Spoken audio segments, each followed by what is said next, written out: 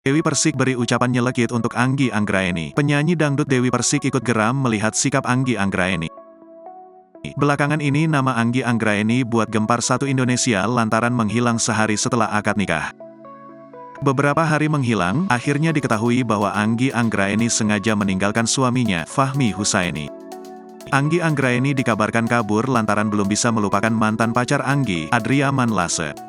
Kisah pengantin hilang ini menyita perhatian masyarakat, bahkan penyanyi dangdut Dewi Persik ikut berempati pada nasib Fahmi.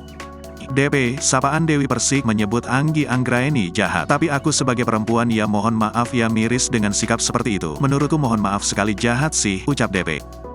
Sudah bikin khawatir hingga kecewa, Anggi nyatanya belum meminta maaf pada Fahmi.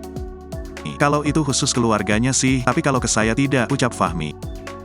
Dia mau pulang tapi pengen bertemu sama keluarganya saja, nggak ada alasan sama sekali.